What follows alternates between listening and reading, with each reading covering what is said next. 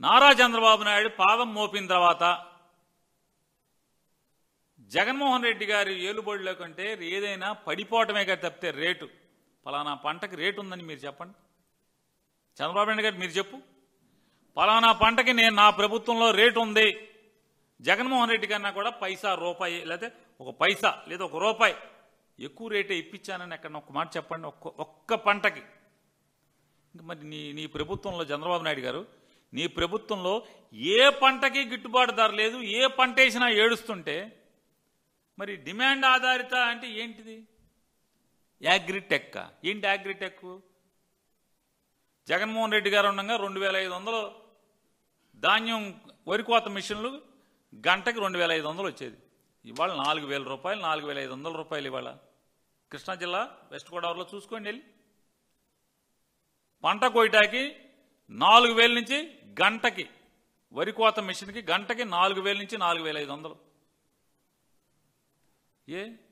ఇది అగ్రిటెక్. ఈయన ఏం చెప్తాడంటే, ఈయన కొత్తగా కనిపెడతాడంట వ్యవసాయంలో యంత్రాలని. నువ్వు కనిపెట్టేదండి ఆల్రెడీ ప్రపంచం అంతా, ప్రపంచంతో పాటుగా ముందు వెనకగా ఆంధ్రప్రదేశ్లో కూడా వ్యవసాయం మొత్తం కూడా గొట్లేటాకి, ఆఖరికి గొట్లేటాకి కూడా యంత్రాలనే వాడుతున్నారు. లెవెల్ చేయటానికి ట్రాక్టర్లనే వాడుతున్నారు. దున్నటాకి దమ్ముకి దేనికి కాదు, ప్రతిదానికి రోటవేటర్ వేస్తున్నారు. అన్నీ ఉన్నాయి. ఏది లేదు పలాంది లేదని చెప్పు. ఉడుపుకి యంత్రాలు ఉన్నాయి అంటే ట్రాన్స్ప్లాంటేషన్కి, నారుమళ్ళు పోయటాకి, కలుపుకి యంత్రాలు వచ్చినాయి. కలుపుకి డ్రోన్లలో స్ప్రే చేస్తున్నారు. మీరేం డ్రోన్ కనిపెట్టలేదు కదా. డ్రోన్ అప్పటికే మీరు వచ్చేప్పటికే, మీరు ఎక్కి ప్రమాణ స్వీకారం చేసేప్పటికే డ్రోన్తో పిచికారీ చేస్తున్నారు కదా. ఎక్కడ లేదు, ఏమి లేదు. కోతకు కూడా మిషన్లు ఎప్పటి నుంచో ఉన్నాయి కదా.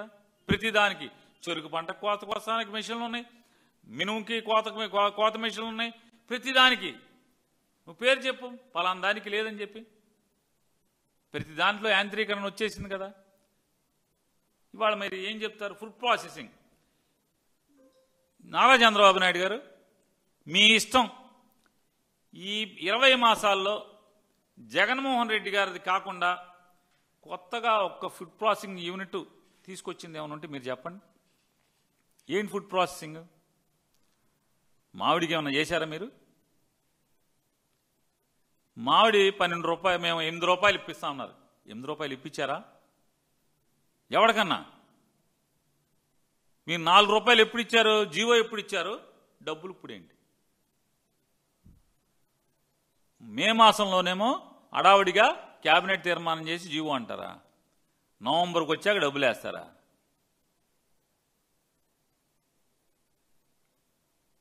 మీ హెలికాప్టర్లు మాత్రం డబ్బులు కట్టేస్తారు వెంటనే.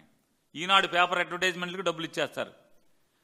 మీ తప్పుడు, మీరు పెట్టిన తప్పుడు కేసుల్లో తప్పుడు వాదనలు చేయటానికి, బలపరచటానికి లోత్రాకి కోట్లు డబ్బులు ఇస్తారు.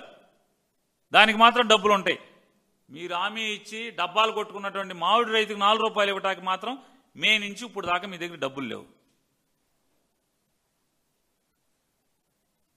ప్రపంచ వేదికగా మార్కెటింగ్.